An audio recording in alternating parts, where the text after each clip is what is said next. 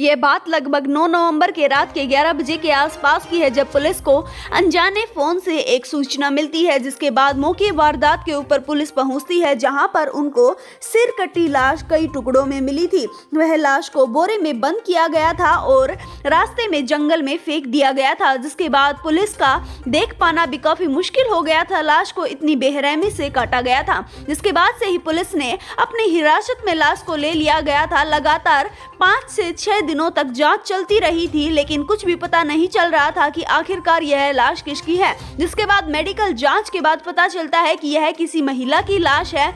जैसे जैसे आसपास पूछताछ की जाती है तो पता चलता है कि पास के ही गांव में रहने वाली यह ज्योत्सना की लाश है। जिसके बाद मौके वारदात के ऊपर पुलिस उनके गांव में पहुंचती है और उसके पति, जिसका नाम यहां पर पंकज बताया जा रहा है, पंकज से पूछताछ की जाती है। तो पंकज का कहना था कि मेरी पत्नी तो 5 दिन पहले ही मायके चली गई थी, यह मेरी पत्नी की लाश नहीं है। जिसके बाद पत्नी के मायके में फोन किया जाता है, लेकिन वहां पर पता चलता है कि पत्नी तो मायके पहुंची ही नहीं थी। जिसके बाद पंकज को भी कंफर्म हो गया था कि यह उसकी ही पत्नी की लाश है।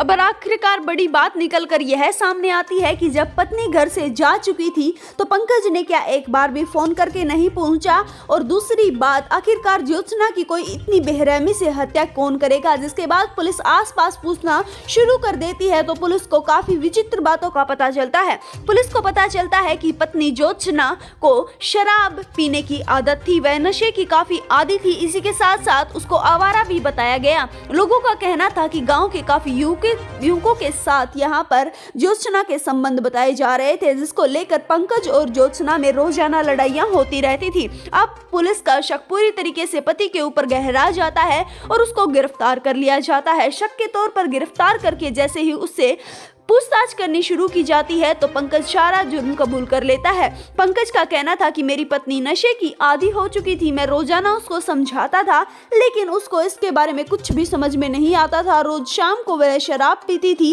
इतने नशे करती थी। इसी के साथ साथ सिर्फ नशे की ही नहीं, वह काफी आवारा भी हो चुकी थी। हमारे गाँव के ही रहने वाले 5 से 6 युवकों के साथ उसके संबंध बताए जा रहे थे। 1 से 2 बार तो मैंने उसको आपत्तिजनक हालत में भी पकड़ा था। अब यह सहन कर पाना मेरे लिए काफी मुश्किल था, इसीलिए मैंने अपने दोस्तों को इसके बारे में बताया। जैसे ही मेरे दोस्तों को इसके बारे में पता चलता है तो वह भी मेरा साथ देने की सोचते हैं। उनको भी सही लगता है कि शायद मैं सही कर रहा हूं। जिसके बाद हम तीनों मिलकर हत्या को अंजाम देने की सोचते हैं। हम ज्योत्सना को पहले गला दबाकर मार देते हैं, उसके बाद उसके शरीर को काटा जाता है, उसके सिर को अलग से फेंक दिया जाता है और अलग धड़ को काट काट कर बोरे में फेंक दिया जाता है, ताकि जंगल में किसी को पता ना चले। पंकज को लगता था कि आसपास के आवारा जानवर उसकी लाश को खा जाएंगे, लेकिन ऐसा कुछ नहीं होता है। उससे पहले ही गांव के कुछ व्यक्ति लाश को देख लेते हैं और पुलिस को इसके बारे में सूचना दे देते हैं। पर दोस्तों, यह सब कुछ कर पाना इतना भी आसान नहीं था। शुरू में पंकज ने खूब इस मामले को गुमराह करने की कोशिश की। लगातार 2 महीने की पुलिस की लगातार जांच के बाद फिलहाल पंकज को गिरफ्तार कर लिया गया है। उससे अब और भी ज्यादा पूछताछ की जा रही है। उसके दोस्तों के बारे में भी उससे पूछा जा रहा है, जिसमें से एक दोस्त को गिरफ्तार कर लिया गया है, जबकि दूसरा दोस्त लगातार फरार है।